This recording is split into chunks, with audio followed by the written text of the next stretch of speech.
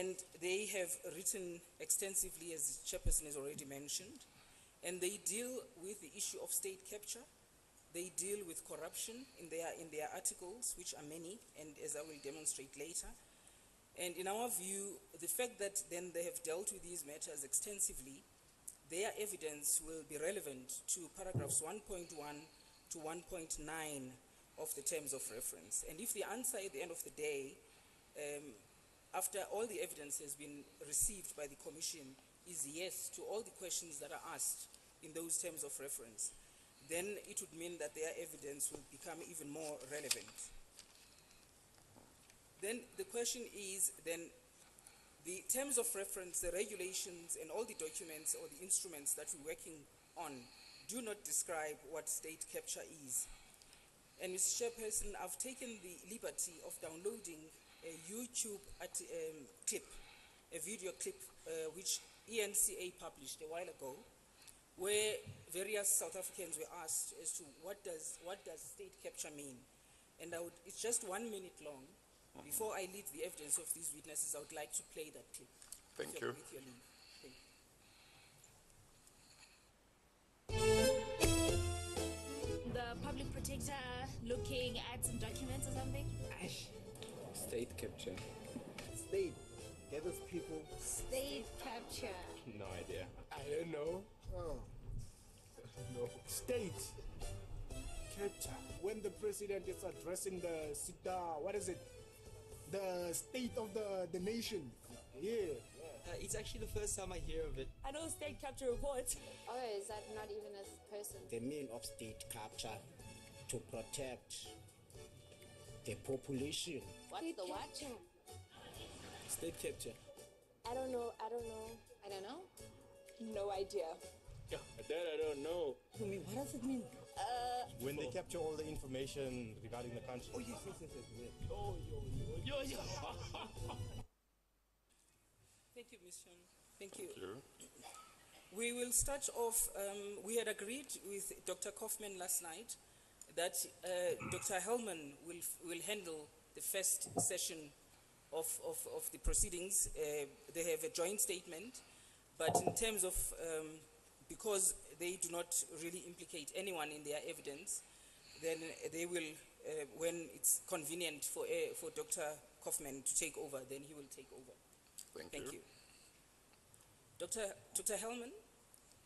Yes. Could you please, for the record, place so that I can qualify you as an expert in the field in which you're testifying to, would you please just state your qualifications, please?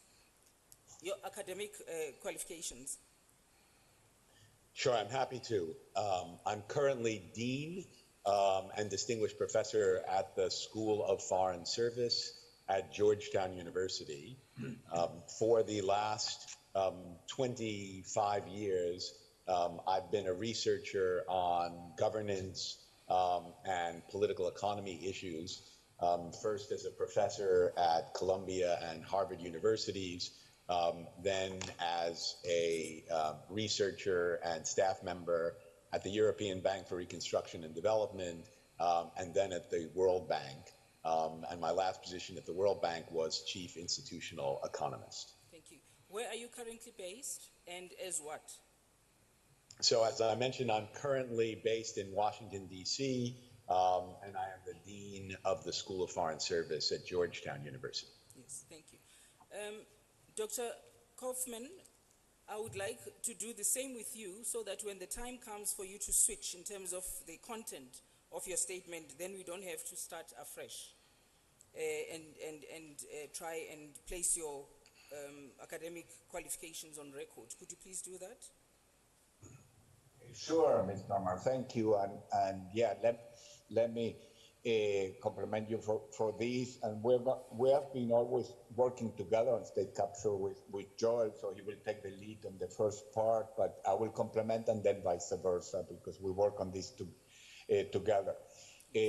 I'm currently the president and CEO of the Natural Resource Governance Institute, an international policy think tank in the extractive governance area. We deal also with matters of corruption. I'm also right now a non-resident then senior fellow at the Brookings Institution, where I used to also work as a full staff and senior fellow.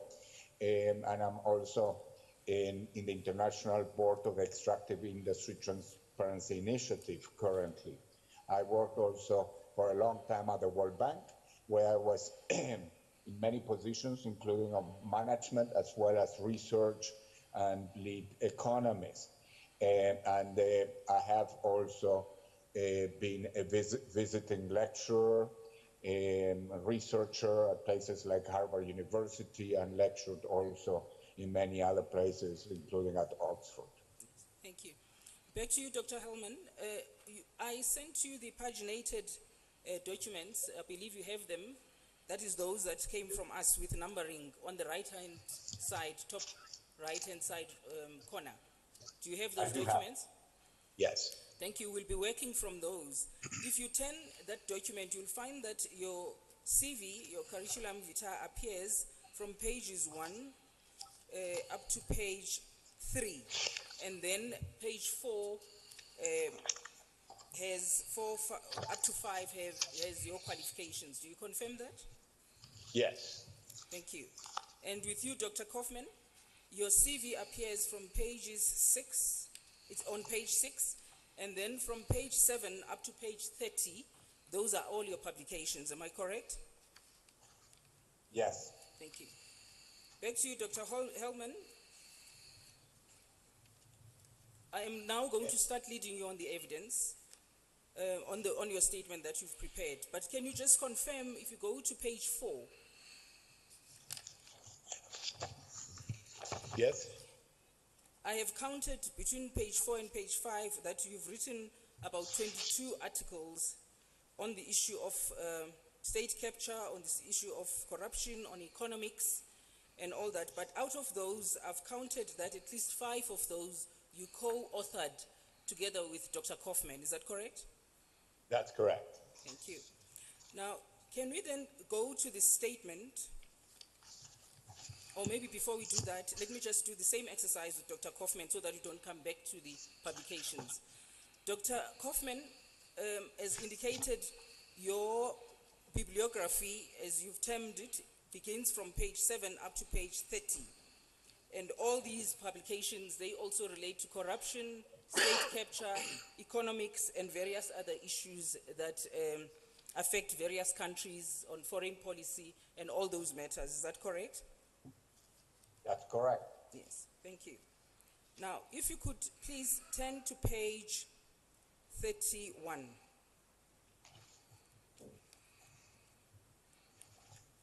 Yes. You have both prepared this statement that is entitled State Capture in Transition. Do you believe that you are both qualified to express an opinion on this issue? Yes. Yes. Have you ever testified in any court on the issue of state capture? No, I have not. Yes. No, I have not. Yes, thank you. I would like you to read the preamble because I know it's very important to you from the telephonic conversations we've had. Could you just read the preamble to your statement into the record? Yes. We would like to begin our statement by commending the Commission for undertaking this comprehensive investigation of the phenomenon of state capture as it relates to South Africa. Though state capture is a significant challenge across both the developed and developing world, we know of no other country that has taken such a systematic approach to understanding the roots, forms, and implications of state capture. We believe that this is a critical foundation for developing effective strategies to combat state capture. We look forward to the conclusions and recommendations of this commission, which we hope will have resonance well beyond the South African context. At the outset, it is important to emphasize that our statement and testimony here will not comment upon the nature or extent of state capture in South Africa. Neither of us have studied nor experienced the phenomenon of state capture in the South African context.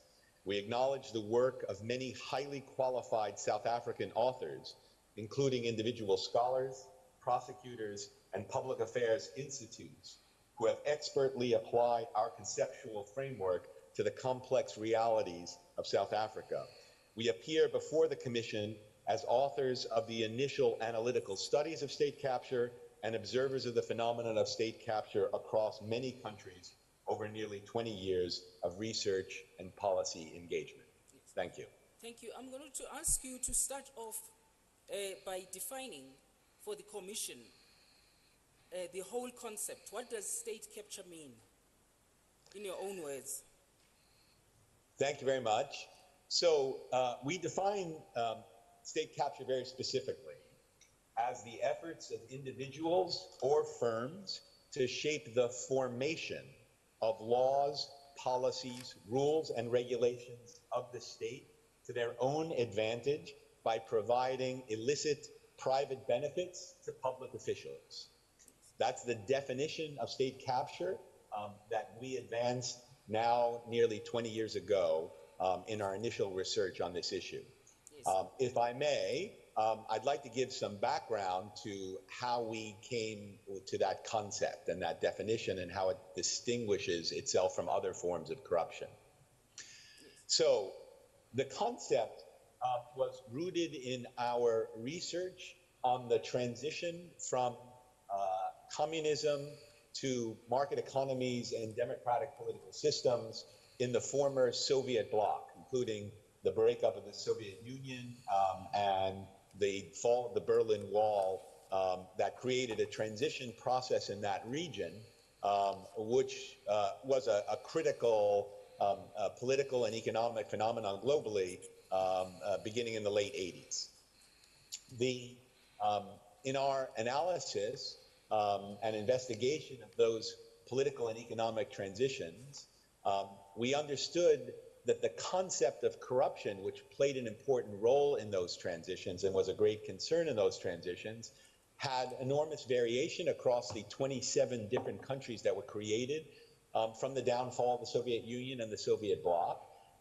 And we tried to develop a better understanding of corruption by trying to unpack the concept of corruption into a more sophisticated, more subtle, and more useful set of definitions that would be a guide to policy recommendations to combat corruption more broadly. In that spirit, we identified two forms of corruption, and state capture was one of them. I want to differentiate state capture from a more common form of corruption that will be very well known to most people who think about the problem of corruption, which we termed administrative corruption. We defined administrative corruption as the attempts by individuals and firms to alter the implementation of laws, policies, rules, and regulations to their benefit through the provisions of illicit private benefits to public officials.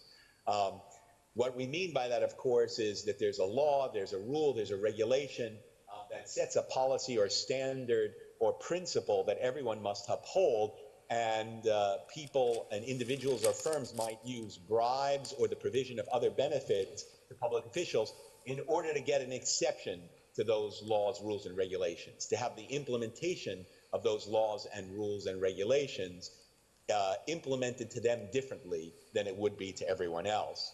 In contrast, we saw a different form of corruption, one that did not focus on the implementation of laws and rules and regulations, but that affected the very formation of the laws, rules, and regulations themselves, so that the laws, rules, and regulations were shaped to the advantage of individuals or firms, and they were using their close relationship to politicians and public officials in order to actually shape the legal system and indeed the very nature of the state to their own advantage. We saw that as a fundamentally different form of corruption. We believe that that form of corruption had much greater capacity to instill harm on the broader public good than classic forms of administrative corruption.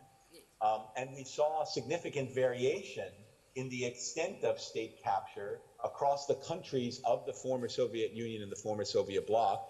And we tried to develop measurements of those forms of corruption so that we could actually compare and contrast across different countries the nature of state capture, and use that as a basis for developing strategies to combat corruption and state capture. Yes. Thank you. I like the fact that in paragraph 7 of your statement, you make reference to petty corruption. And you make an example about a bribe to a public official, a traffic officer. How does that, if you look at state capture in a broader sense, how does that petty corruption contribute to that?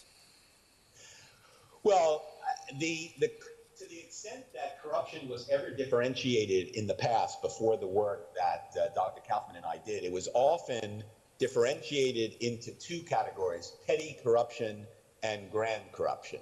Those are two terms you might be familiar with and the broader public might be familiar with. Those two terms usually refer to the size of the bribe. So petty corruption is small corruption, everyday someone once referred to it as everyday forms of corruption. Things that the common man and woman might face in their daily lives and might pay small bribes to whomever is impacting them in order to have some rule change to their benefit or to avoid some penalty. And grand corruption was just seen as much higher levels of bribes at higher levels of the political system. So the key distinction was low levels of the political system, small bribes, versus high levels of the political system and high bribes. We felt that distinction was not really helping us understand some of the complex realities of corruption and how they work in systems and what the implications of that were. So for us, the relevance is not the size of the bribe or where it is paid in the political system. For us, the distinguishing feature is whether or not the bribe is paid at any part of the political system in order to avoid an existing law or regulation and how it's implemented to you, or whether it's something that's done to shape that law in your advantage. Now, having said that, these small forms of corruption, petty forms of corruption, administrative forms of corruption, we do feel that creates a broader canvas on which the public begins to see corruption as a normal part of a political and economic system. And to the extent that administrative corruption or petty corruption is widespread, we feel it does create a foundation which essentially creates an openness or even an acceptance of forms of corruption, as that's how business is done in our country. And I think that creates a very pernicious atmosphere for all forms of corruption to take place. So there is a link between these forms of corruption that I think is important to understand.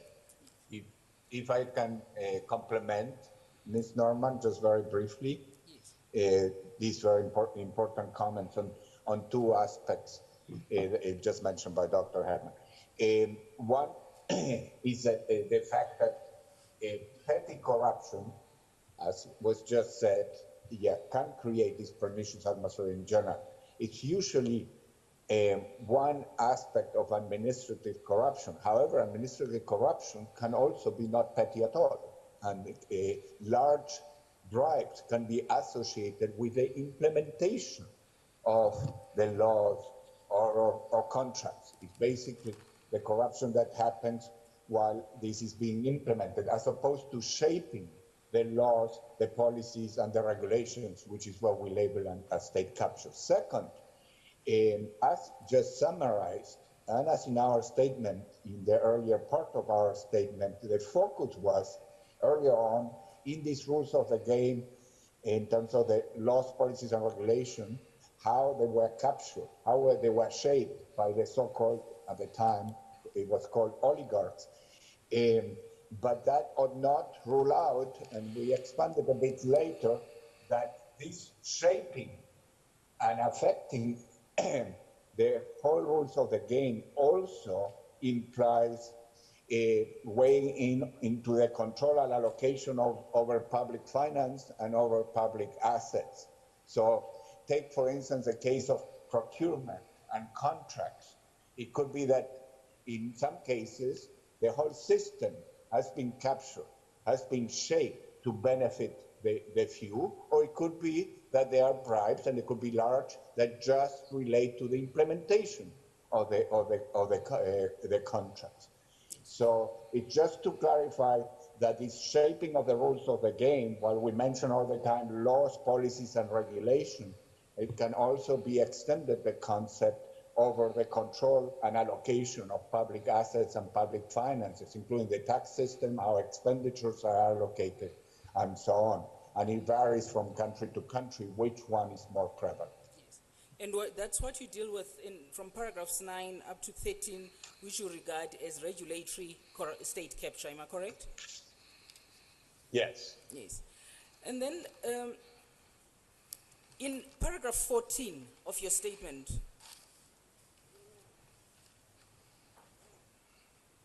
you categorize state capture as a form of corruption because of the nature of the distortion of the state assets, or the state itself, the laws and everything else. So I want to understand, I guess it's easier for one to identify state capture when you're dealing with implementation, as Dr. Kaufman has mentioned, procurement, because you're looking at whether or not policies were followed. But how do you then identify state capture when where the laws, the regulations, the policies are being shaped to the advantage of the corruptor? Yeah, that's a very good question. We look at a few different aspects of this question.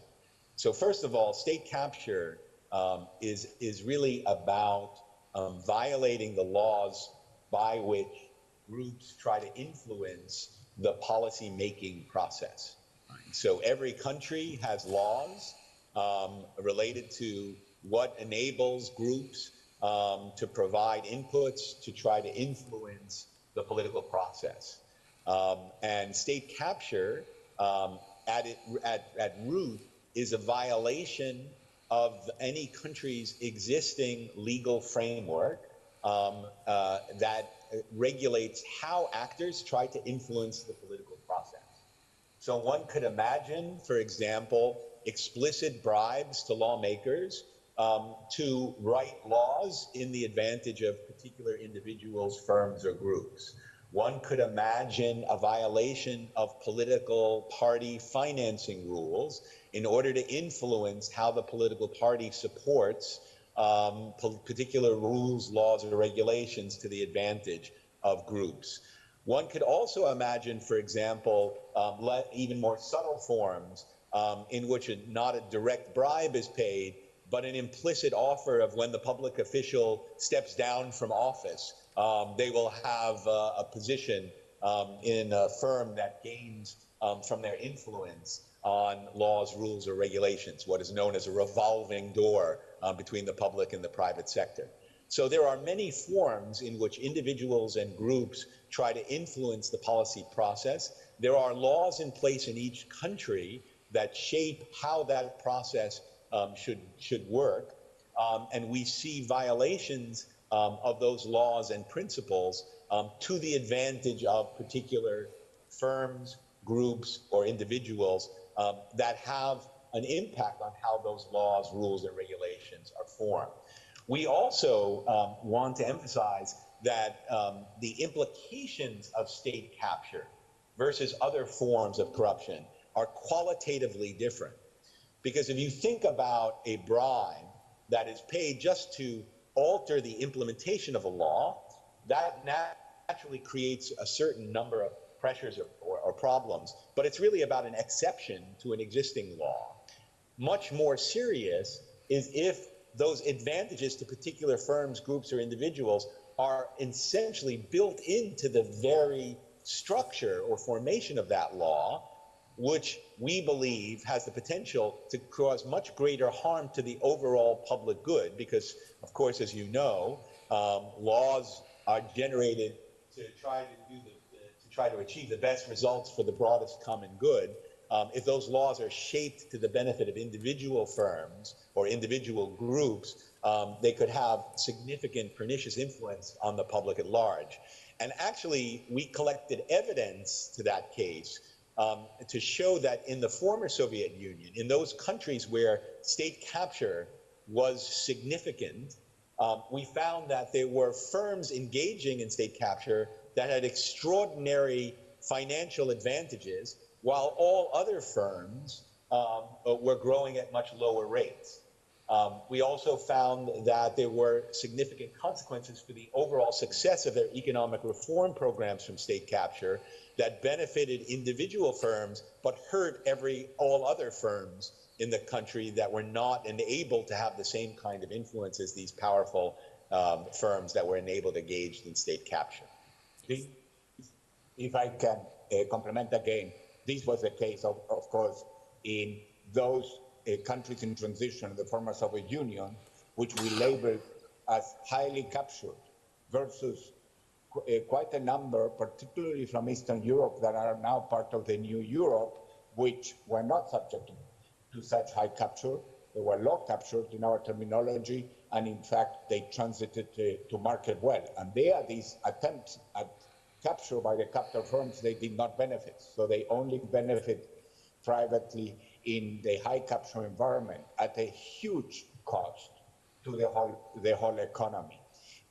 As you know, Ms. Norman, but the rest may not know, in preparing for this, we have agreed that I'll have also the opportunity and honor of being before you in person in mid-September to follow up and do things in more detail. I will be prepared to discuss in some detail, if there is interest, the emblematic case nowadays in Latin America of the scandal called Lava Jato, or car wash, related to Brazil's largest state-owned company in oil, and the construction conglomerate of Odebrecht, which had implications for all of Latin America, not just for Brazil. But in short, and related to your first question regarding contracts, subcontracting, and procurement, that's an emblematic case study of how the whole system of procurement subcontracting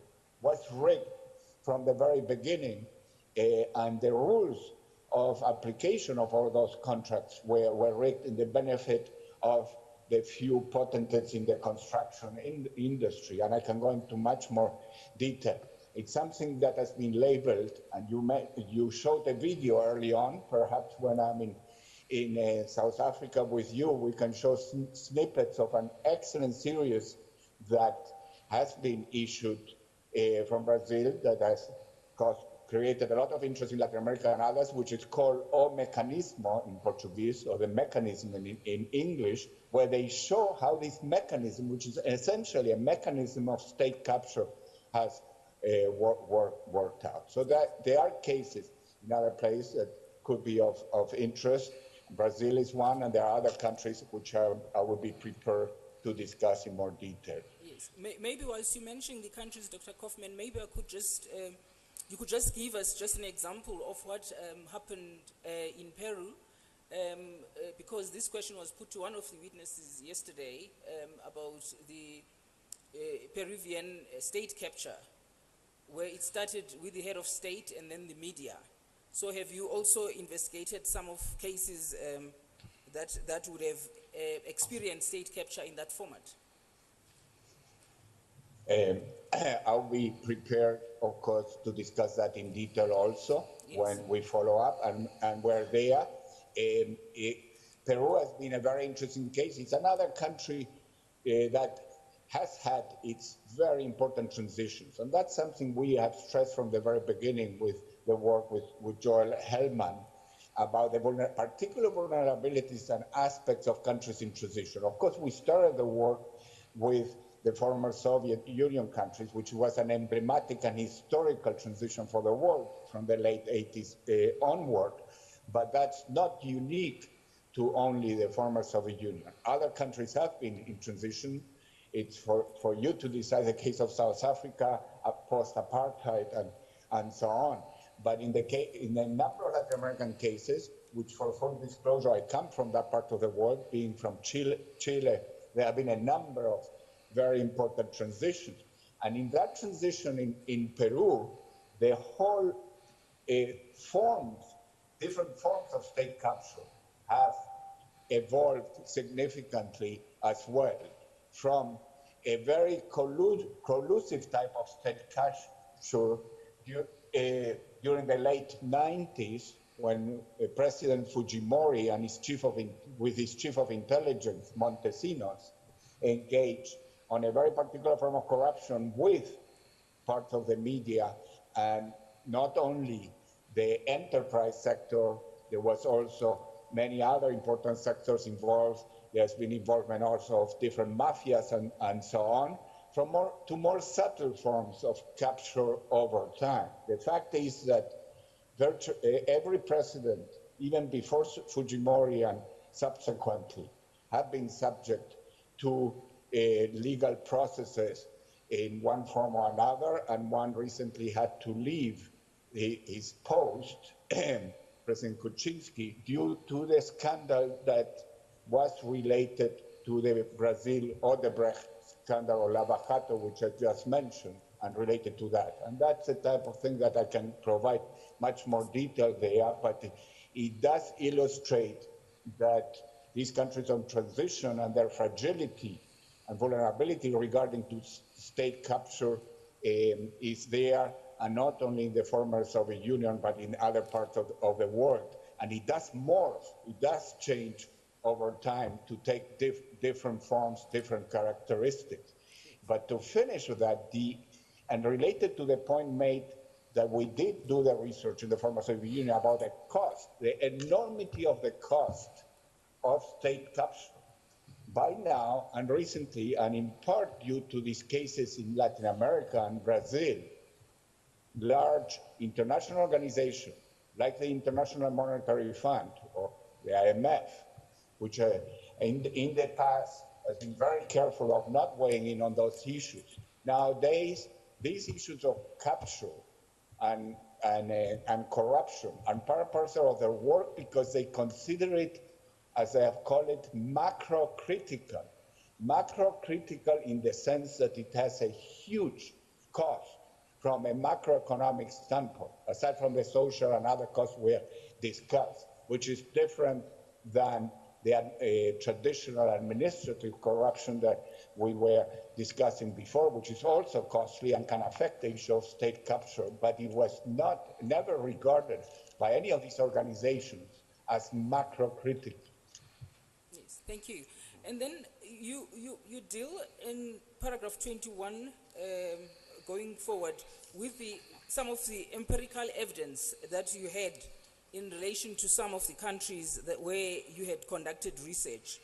But what I find interesting is in paragraph 21, at the bottom of that paragraph, where you believe that in order for any country to try and at least minimize state capture, that country must boost competitiveness in its economy.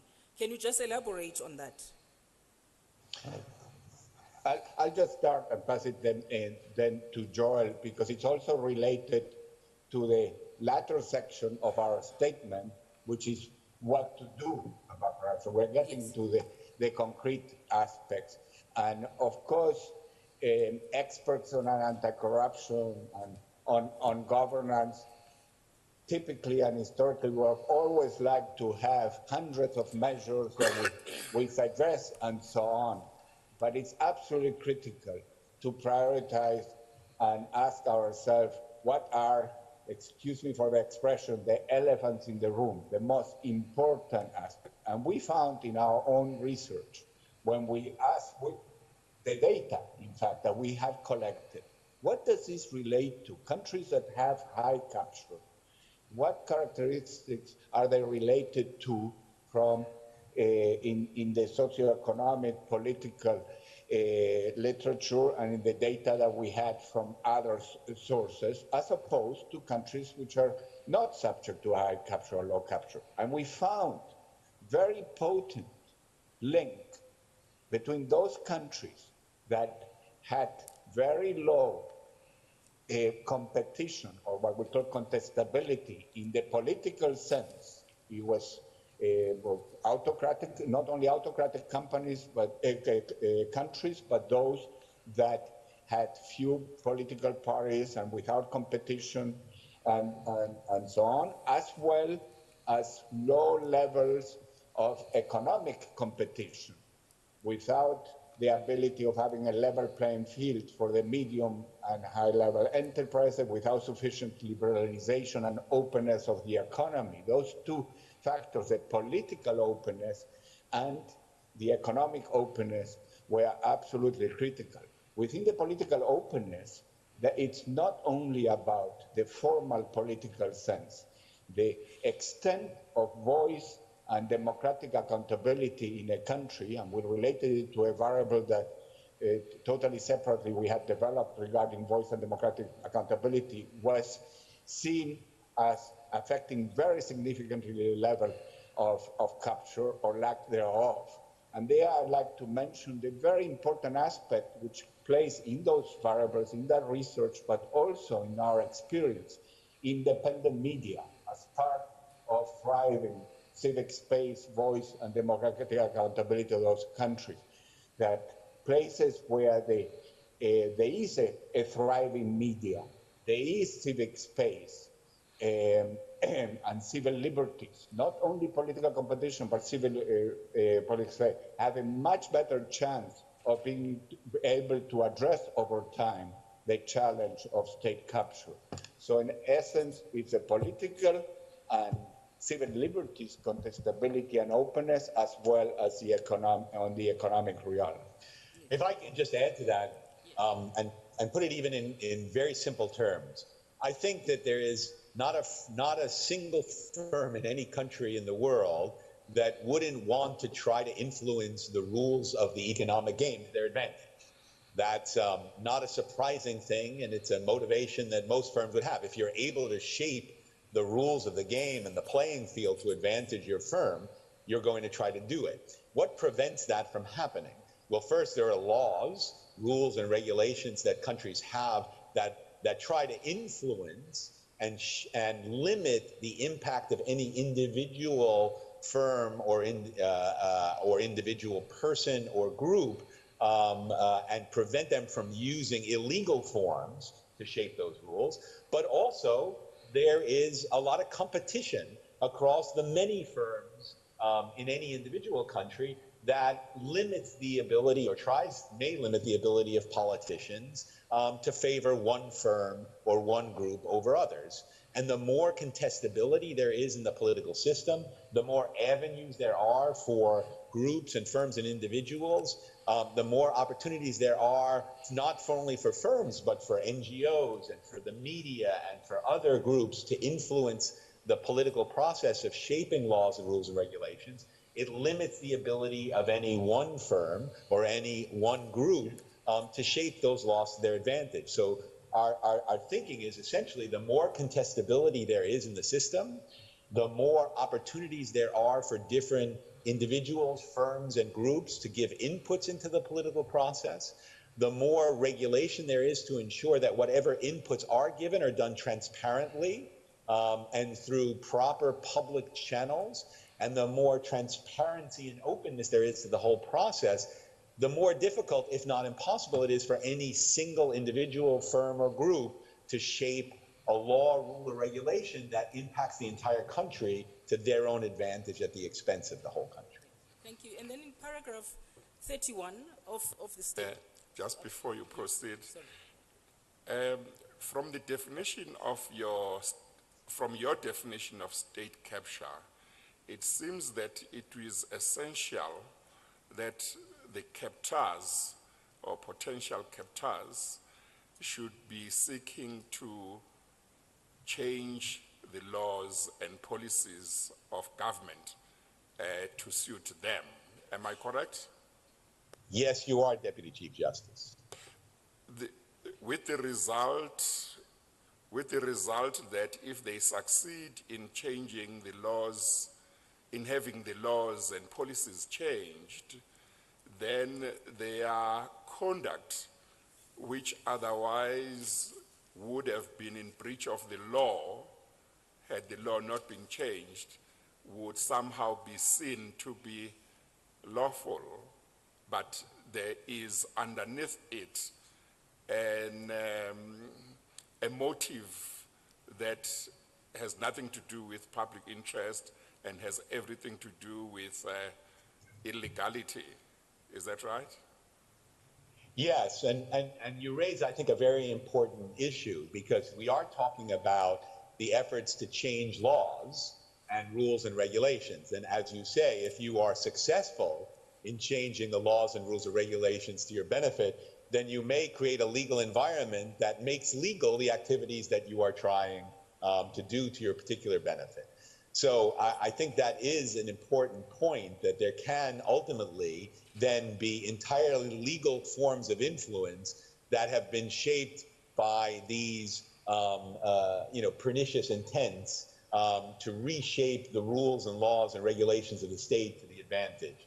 We do think, and we raise the fact that underlying the initial sin, if you will, the original sin, is often based on some form of illegal activity in the sense that it is using illicit means of some form to influence that process. It's often in contrast or contravention to the country's existing laws on how political influence should be channeled.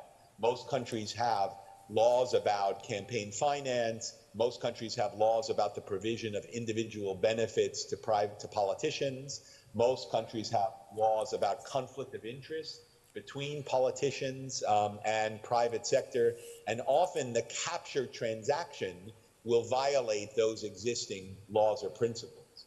But I will say that in the case of the transition in the former Soviet Union, many of those laws themselves were not formulated because they were in the early stages of the transition. So precisely your point, they were creating laws, rules, and regulations that advantaged them and then made their activities legal when they were ultimately about trying to distort the shape of the state to their advantage. In fact, if I can add, this is such an important point, and it is then elaborated a bit more in our statement, but also will be prepared to follow up when I'm in front of you in person. In fact, as a follow-up, in the extension of the work of state capture in the former Soviet Union, and having recognized the very aspect you just mentioned, Mr. Deputy Chief Justice, we worked some on what we labeled, and in fact, it's part of the record, and it's in a paper called Legal Corruption. And that's obviously a complex notion which may seem counterintuitive for the legal profession, but it's exactly in the vein you're discussing. As was just said by Professor Hellman, it's really important to recognize that even the so-called legal corruption may have gotten there to be legal because of extra-legal or illegal activity in driving or shaping those laws. So they may have been illegal. Conversely, on the upside, on the constructive side, there are very important implications for what to do in the future where that has taken place. Because if one recognizes that what may be considered as legal or quasi-legal in a current context in one country, that doesn't it doesn't necessarily mean it's ethical, doesn't necessarily mean it needs to stay legal, and it can become illegal. In some sense, what happened after the capture, the state capture case study in the United States of the Wall Street crisis, initiated crisis 10 years ago, that was this whole set of regulations under the Obama administration in the United States, which I can discuss also further before you in September, that led to the so-called Dodd-Frank, the set of reforms of financial sector regulation and reform, which essentially, and a number of them, made illegal what before was legal. And because of that, many of the arguments of the defense and so on, well, that was not illegal, but then it becomes illegal. So what's legal at a moment in time in any country does not necessarily mean it's ethical, and it doesn't necessarily mean it has to stay that way.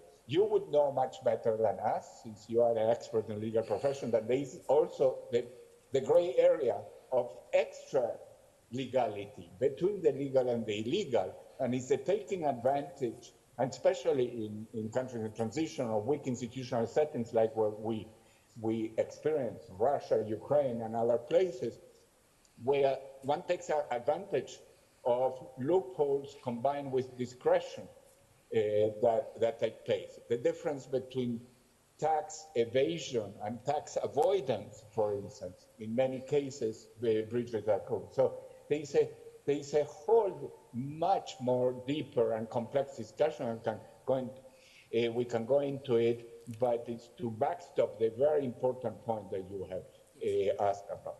Thank you. Thank you. Thank you. Dr. Kaufman, you had dealt with the issue of certain firms being favored in all this state capture system, that certain firms would be favored over other firms. You dealt with that, but the head of legal, Mr. Paul Pretorius, would like you to explain further on as to the impact of that over the small and medium economies or enterprises that would be in that particular country. I know you had mentioned the issue of that it becomes a very costly, at the end of the day, it becomes costly to the economy of the country. But you would like you to just specify on what does it do to small and medium-sized enterprises. Okay.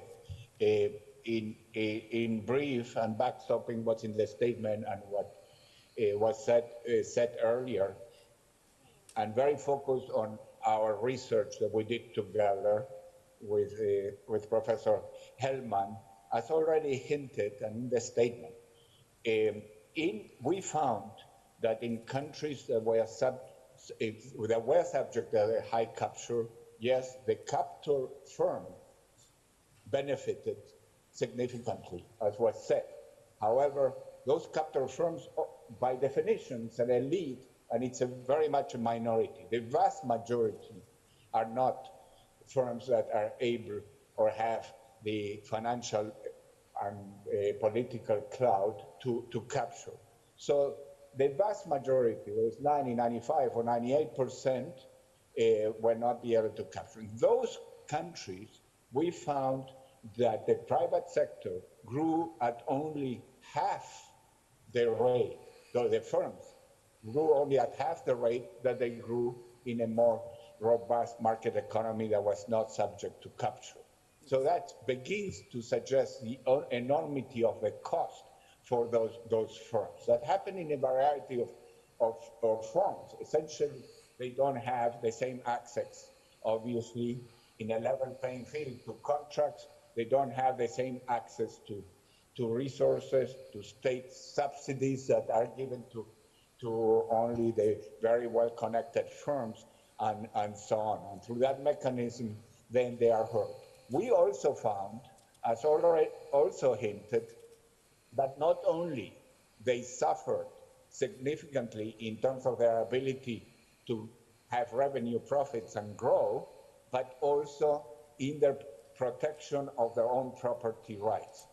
The captor firms were able to, in some sense, privatize the protection of property, their own property rights, and secure them essentially through capture at the expense of the security of property right for everybody else, for the medium and smaller scale firms, the ones that were not captured. There was a difference of 5-1 in terms of the extent of the protection of property rights between the captor firms and the non-captor firms. So that's another very, very significant implication for the medium and small scale. Now, what has become also quite evident in the cases in Latin America, which I'll be able to discuss further with you, is what I mentioned earlier, is the macroeconomic implications and macro criticality. Some of these countries, and Brazil is an emblematic case, but others in Latin America are now in recession as a result of the state capture events that have taken place. Now, the cost for the smaller entrepreneurs of the economy doing poorly is enormous, and their ability to bear that rent is much less, and obviously that elite that has been able to capture. So there are a number of dimensions by which this becomes, I'm an economist, we call it, a capture has become an enormous tax on the medium and smaller entrepreneurs. It's an enormous tax in their ability to innovate, enter the, the market and thrive. Thank you. If I can just add to that, um, uh, what originally prompted this research, as we mentioned early in our statement, was the transition process in the former Soviet Union and the former Soviet bloc. And it's interesting to look at that process now with 20 years of hindsight. 27 countries started at a very similar point in time to try to transform their economies and their political systems from a Soviet-style planned economy to a market economy and move towards a more open and competitive political system. There's been tremendous variation in the success of those countries that has had tremendous implications for the well-being of their population. And our argument and the empirical analysis that we've done suggests that the extent of state capture in those countries played a very significant role in determining the success, ultimate success of their transition process. Countries that engaged heavily in state capture often got stuck kind of in the middle of their transitions with a very deformed set of economic property rights and principles regulating the market economy that produced enormous advantages, staggering gains to individual firms, but harmed all other firms in the economy and harmed their overall progress in their transition to a market economy, which affected employment rates, growth rates, the security of property rights.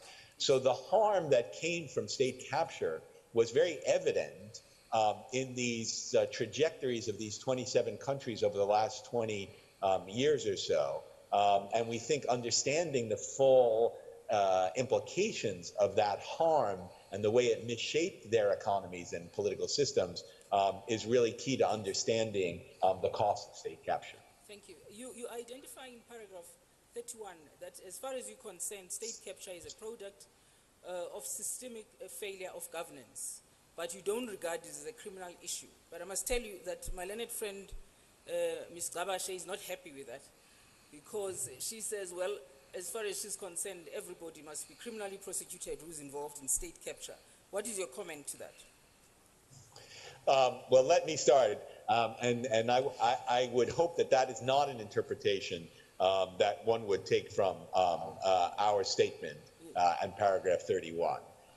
As we said, first of all, that the very nature of the state capture transaction begins with some illicit provision of benefits to public officials, which is based on, depending upon the laws of the country, an illegal transaction of some sort that violates either the country's conflict of interest laws, campaign financing laws, provision of private benefits to public officials, or other forms that regulate the way in which individuals or firms engage with public officials. So there are, at root of the state capture transaction, there are acts that, depending upon the existing laws of the country, are ones that could be considered criminal. And of course, that's for each country to examine based on its own laws regulating the process of political influence. So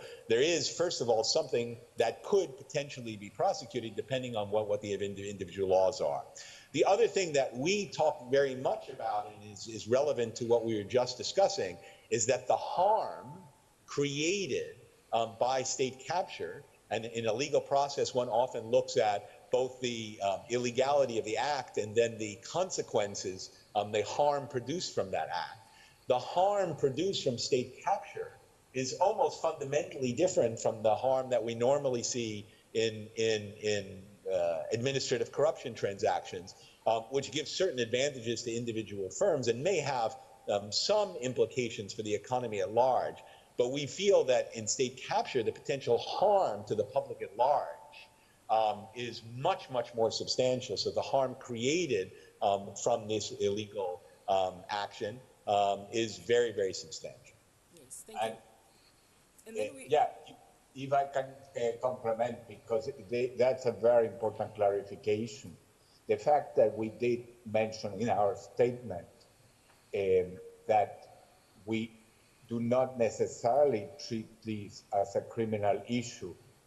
First, the focus should be on the notion of treatment, because our approach is to start first and foremost in looking at the systemic and institutional weaknesses in a country and recognize that it's paramount to address those as well. But that doesn't mean that in the acts related to the shaping of these laws, regulations, and policies, illegal acts may not have been committed. That's for you to determine. The other aspect which it's important to underscore, we don't go into that in detail in our statement because it's much more your realm of expertise, but we'll be happy to follow up in a couple of weeks, is the distinction between one distinction is legal and illegal. We just discussed it, thanks to the very good question of the Deputy Chief Minister. But the other is the distinction between what's illegal and what's considered criminal. We use the word of criminality in a very strict sense, that some of these may be illegal, but not necessarily subject to criminal proceedings, but to civil proceedings, still being considered illegal, and there may be very significant sanction as well. That's for you to determine the distinction. But we just wanted to ensure that this is not seen purely as a criminal issue, but obviously that ought not be ruled out. And it depends on each case, and that's for you to determine in which case it's criminal, in which case it may be illegal in the civil sense, but not in the criminal liable, and in which case it may have been legal in the laws of that time, but unethical and improper for other reasons. That's what we're trying to do. Thank you for that, Dr. Kaufman. You provide some solutions starting from what I've already dealt with now in paragraph 31. And then you move on, which you've covered everything that you've said in paragraphs 31 and 32. And you did touch, of course, on the political and economic contestability, because you dealt with the issue of competitiveness and the economy. But could you just deal briefly with political finance as to how does that contribute to state capture and how can it be addressed? I'm happy to take that on. Yes. I just want to make one last comment regarding the previous interaction and then go on to the political finance, because I think it's important. One of the reasons why in our statement we consistently talked about the institutional and governance issues that create the vulnerability to state capture is that we want to emphasize that that one may prosecute individuals that are engaged in state capture and hold them accountable, but without tackling the institutional deficiencies that create the opportunities to engage in state capture, there'll be more who will come after that individual firm or other groups that you prosecute. So it's not just a prosecution issue, it's about underlying institutional and governance deficiencies that create the opportunities to engage in state capture, which we think are critical to understanding, and that's where we made the emphasis in our statement. Now, underlying the entire, we believe, state capture phenomena is the critical issue of political financing, because we recognize that politicians need to raise funds to finance their political campaigns and to build support networks. This is common in every country around the world. In all countries, politicians raise money in order to build their campaign platforms, to strengthen their networks, to strengthen their parties. This is a normal phenomena of political life in every country around the world. Now, there are laws that shape that process, and we feel that paying serious attention to the laws that regulate how politics is financed is absolutely critical to preventing state capture, to reducing the vulnerabilities of state capture. Some countries have very, very restrictive rules on how firms can participate in the political process, how much money firms can contribute, what the disclosure rules are for contributing those funds, what types of benefits can be provided or not provided to politicians and public officials in making decisions. Every country has a legal corpus that regulates that interaction between public officials and private actors who seek to lobby or influence their actions. And therefore, we feel that in thinking about how to prevent state capture, in trying to tackle the institutional and governance deficiencies that create opportunities to engage in state capture, a critical component is looking seriously and deeply at the way in which political financing is regulated. Some countries provide public financing of elections. Some countries create and restrict the extent to which private individuals can engage in political financing. Other countries just place an enormous aspect on transparency and disclosure so you can easily trace those donations, even if they don't regulate how much those donations are. So there are many different ways that countries have chosen to regulate this, and we feel that this is a really critical set of issues that has not really been looked at as closely as it deserves in understanding how to reduce the vulnerability to state capture. Yes, thank you. And I'll be able to elaborate if there is interest on cases from other countries. Yes. My own country. Yes, when you come back in September. Yeah. When you come to South Africa, rather, in September. Yes. Right. Can we? Including my own country, Chile, that has undergone very interesting reforms in that realm as a result of a commission that had to do work and recommendations because of a corruption scandal. So there are interesting parallels that I could discuss. Thank you. You've already touched on public procurement, and could you just deal briefly with state-owned enterprise reform? Maybe before you answer, Mr. Chairperson, I realize it's about 2 minutes to 4 o'clock. Would you please allow me to continue beyond 4 o'clock? Yes, I think at least the legal team is prepared to stay up to 5 or thereabout. Thank you. I'm prepared to do so. I'm sure my registrar is prepared to do so. I'm indebted to you. Thank you. We may proceed, yeah. Thank you very much. Could you please then deal with briefly with state-owned enterprise reform as part of matters that need to be looked into in order to address the whole issue of state capture? Yeah, and definitely briefly, and that's a complex topic which can elaborate further later, but it's incredibly important to recognize unfortunately, the role that state-owned enterprises have performed in the context of transition places and capture. And it varies from country to country in what role that has taken place, to what extent it essentially has been a vehicle for the allocation of resources and enabling essentially the captors in the private sector, including the private sector and the politician to access what some have considered an ATM, an automatic teller machine, and it's considered a bank account. An emblematic case in this context is the state-owned enterprise of Venezuela, which we can discuss further. But in other cases, it has been a vehicle for the president to enable certain things. There is a distinction between the type of reforms that appear to be necessary in many countries that apply generally, and then the ones that are going to have to be much more specific depending on the context of each country and depending on the sector.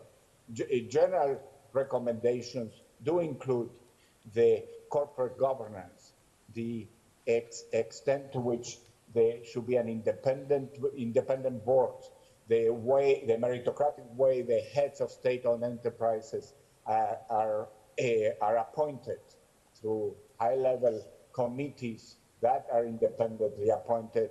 They do respond also to Parliament and not necessarily with excessive influence from the executive and so on. Then the extent of commercialization of state-owned enterprises, mimicking the market and how it operates, including in terms of operations, is very important. The distinction, let's take the oil or mining sector, between being an operator or a regulator. Very often those are conflated within the same enterprise, and that creates distortions and inefficiency. There is a set of issues around that are required. These are incredibly important macro-critical actors in an economy often, and the case of Brazil with Petrobras illustrates that. When it gets to these particular sectoral issues, whether it's in the oil sector, in the mining, the extractive, the mining sector, or the energy sector, each enterprise and sectoral issue has to be looked in that particular context, and the recommendations are going to vary. And that's something we have in the statement later on, that the sectoral context and understanding what's needed in terms of reforms in the financial sector, they will vary from those that are needed in the extractive sector, oil mining, or in the energy sector. Just like we have made it very clear that the country context, political, institutional, vary, and that's why we were very clear that we are not here as experts for South Africa, saying what South Africa needs to do. And I'll be able to elaborate further on some examples from other countries that have embarked on interesting reforms vis-a-vis state-owned enterprises, like in Colombia, Ecopetrol, and so on. There are some very interesting reforms in Myanmar, Burma, are also some more incipient ones in Indonesia, and so on. And then there's an emblematic case, which in a recent report we just produced, and I say it with some pride, of our own largest state-owned enterprise in Chile, which is Codelco, in copper mining, which comes out rated at the top in terms of its quality of governance, transparency, and accountability, even ahead some of the industrialized country state enterprises like Statoil, which now has been renamed, as you may know, which also comes out highly. But there are cases like there, and also in India and so on, which we could showcase for. Yes. Can I also mention one other thing on regards to state-owned enterprises, which is that the process of privatization of state-owned enterprises is often one of the most significant arenas for state capture to take place. And if you go back to the work that we did 20 years ago on the former Soviet Union, the real prize that the captors were seeking was the prize of privatization. Because, of course, if you could structure the property rights of significant assets of the state, and you could influence how those property rights were distributed, well, you're essentially baking into the very structure of the private market economy advantages. So I think that one has to not only look at state-owned enterprises as they function, but importantly, the privatization of state-owned enterprise can become this remarkable arena for state capture, which has tremendous implications for the way the market economy will be structured, for the distribution of assets, for the unlevel playing field, for the unequal distribution of benefits of the state, which could have tremendous implications for a very long period. Yes. And sorry to add and interrupt, because it is such an important issue was just mentioned, yet we ought not necessarily infer or interpret that privatization at all costs ought to be avoided. What we found in our work at the time is that in many cases, because of the rules of the game for privatization were distorted, and in Russia is an emblematic case with the oligarchs, it ended up where it ended up being very captured with a high cost. However, and we did the homework throughout the former Soviet Union, there were many cases where it was done right, particularly with smaller enterprises and so on, where the mass privatization system did work out. It's the way it's done, it's the method and how to avoid capture that matters. Let's face it, from our review and experience from around the world, there are some settings where the continuation of the existing system of state-owned enterprises is untenable and it's incredibly costly. And considering very important, even non-marginal actions, including divestiture and some forms of privatizations, joint venture, marketization, and so on, is incredibly important. But as Dr. Herman said, it's really important going to be how this is done, rather than interpreting what we are saying as avoiding privatization altogether from our lessons of experience. Yes, thank you. You've just dealt with the issue of the extractive sectors. I think in South Africa it's quite important. Those are the sectors that are important in terms of implementing transformative measures. I just want to understand whether you could perhaps just deal with how these transformative measures can, in essence, or sometimes be exploited to result into state capture instead of actually achieving the very goals that they were intended for. Well, that's another very important question, Ms. Norman, that I know that neither you don't have until midnight, even though you have allowed for another a few minutes, which is very relevant. But this is a critical issue, and it goes to the core of the work that we have done and the message in our statement and beyond, that essentially there is no escape to begin to tackle state capture, but to address first, very honestly, in terms of the diagnostic, which has to be done within the country, with the experts of the country, as to what are the main governance and institutional weaknesses, in which sectors and in which areas are most weakly. Usually, when in transition, this capture affects many of these sectors and dimensions, and whether it's procurement, it's public finance, it's the tax system, and the judiciary. But there are some differences, and some manage to remain more independent, are stronger than others.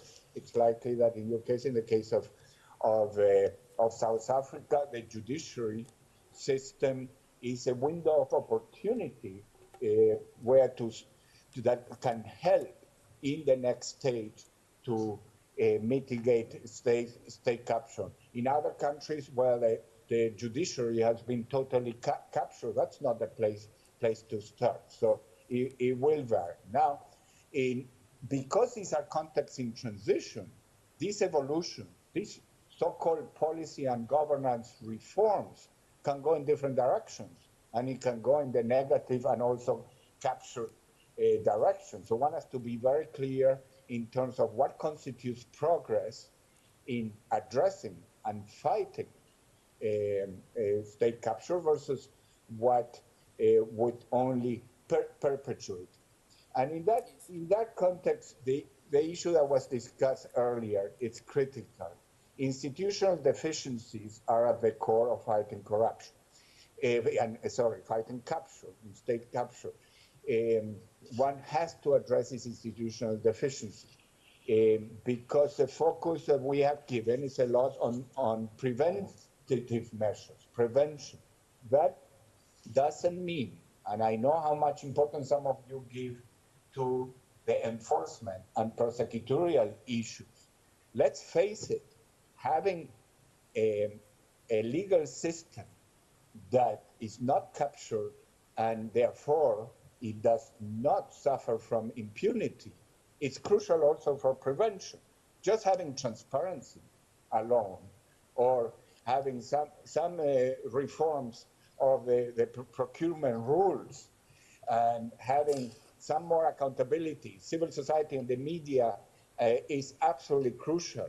But in a system that would be full of impunity, that also should be considered as part of the institutional overall aspect. So we ought not be construed as suggesting that there is such a total divide between that the legal and judiciary issues regarding prosecution versus the preventive issues, because it has to be a system where there is a sanction and a penalty of having been engaged on this undue influence and state capture. Thank you. You've just dealt slightly with conflict of interest and transparency, but I like your quotation in paragraph 49 where you say sunlight is the best disinfectant. Could you just briefly, in a few minutes, just tell us how you view transparency in all of this, on everything, actually?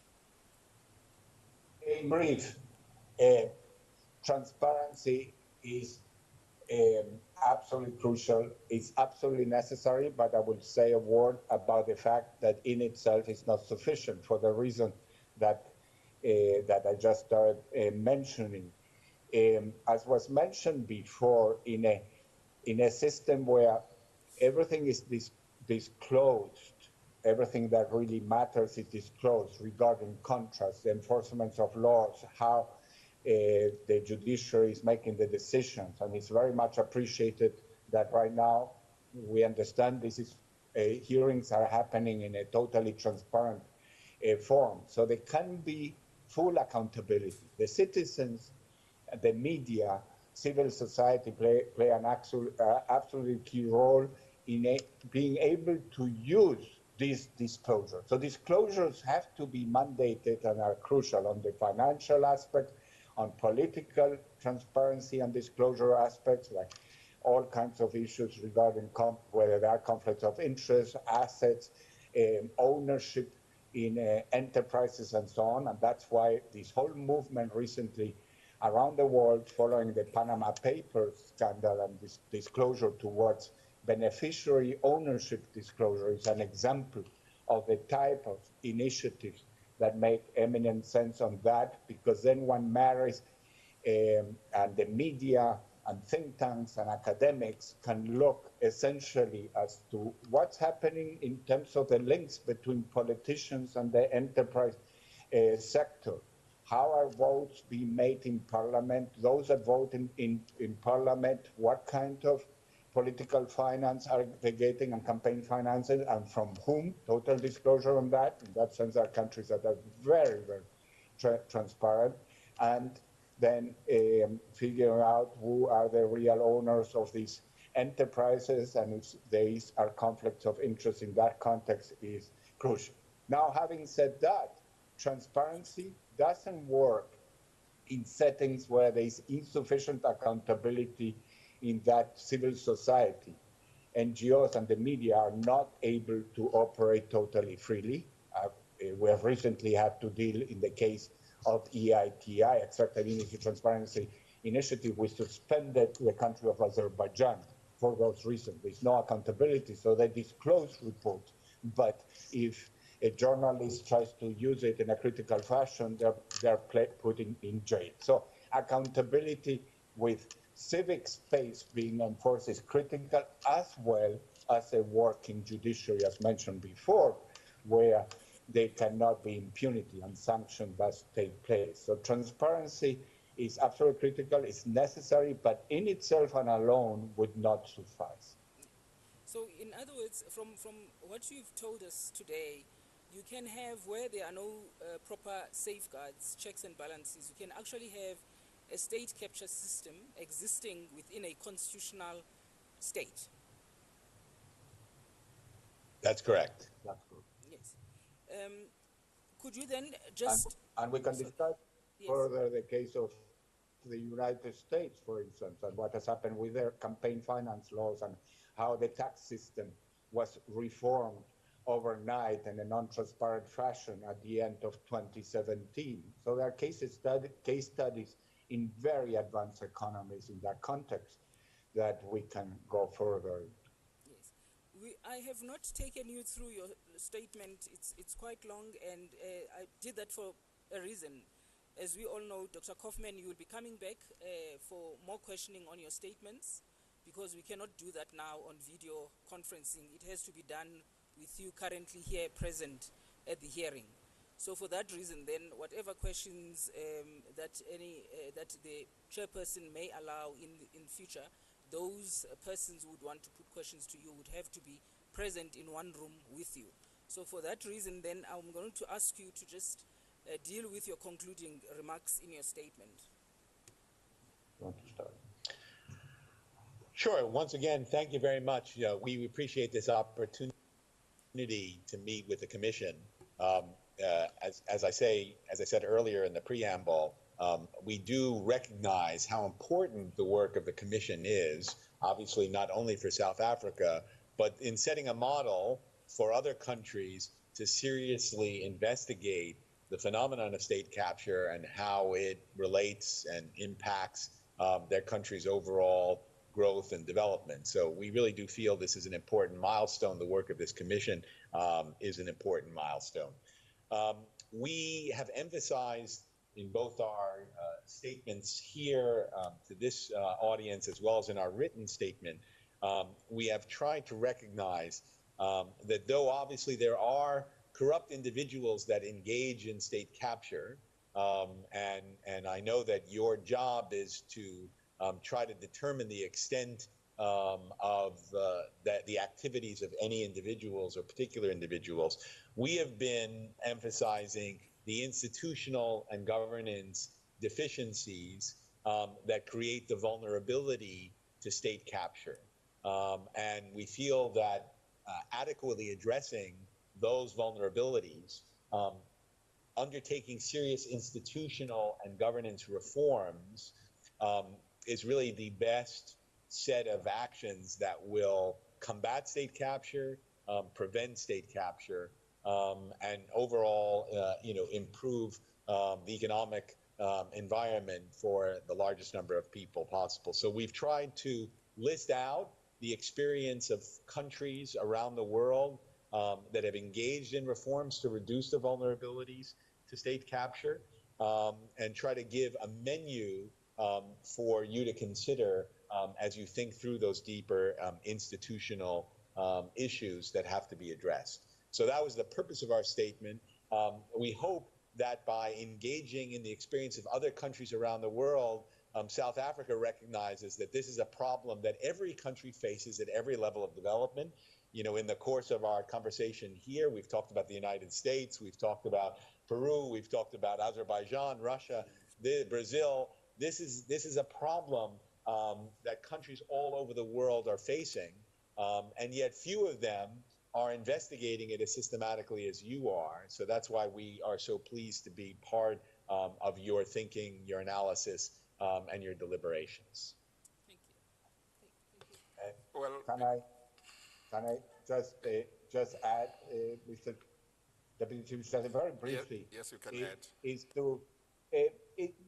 It's because I want to commend what you are doing, and that's what we do in the statement too, because this is likely to be an historical opportunity, not just looking at the past, and we read in between the lines that they were trying to do, and that we appreciate that we have been invited, but what can be done about it, and can something be done to address such a difficult issue?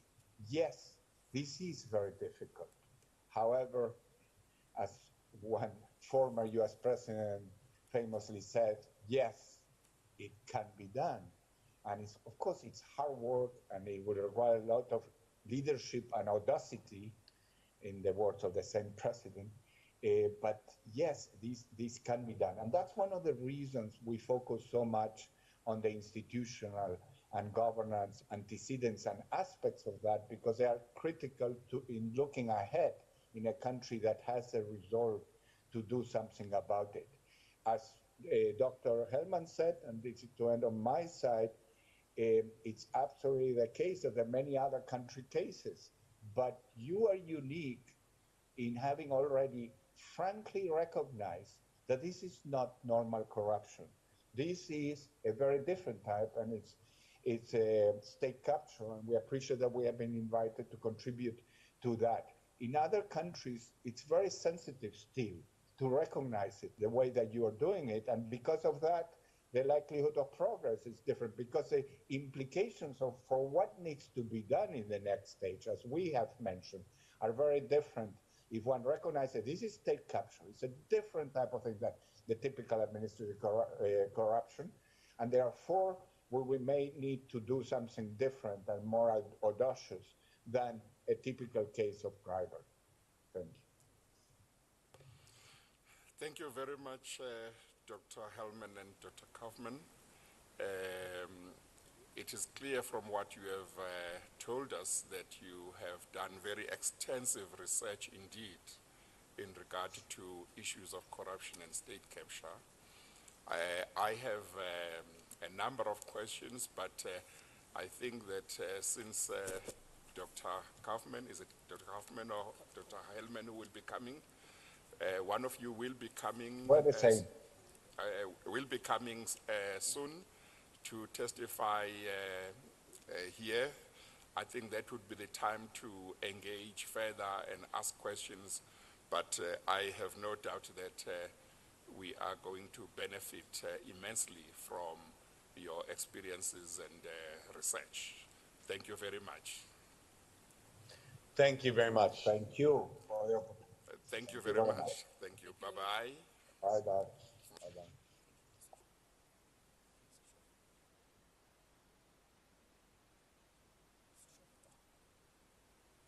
Thank you very much, Mr. Chairman. Then that concludes the evidence from my side. Don't know whether Mr. Pretorius has something to say.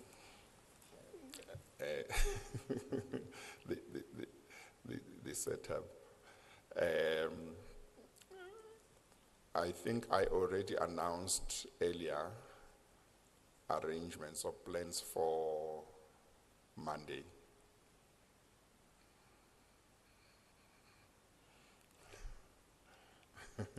Ms. Norman, go and speak to Mr. Pretorius. It's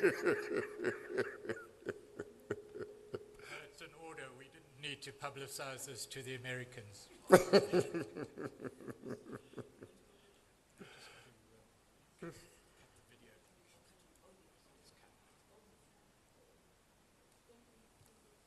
Thank you. Okay, we thank the legal team for making arrangements for these two experts to talk to us about corruption and state capture in the context of the research that they have done over a long period of time. They will come back, they will come here, or one of them will come, and we'll have a chance to ask questions. So we are going to adjourn now until 10 o'clock on Monday, and I did indicate earlier on what will happen on Monday.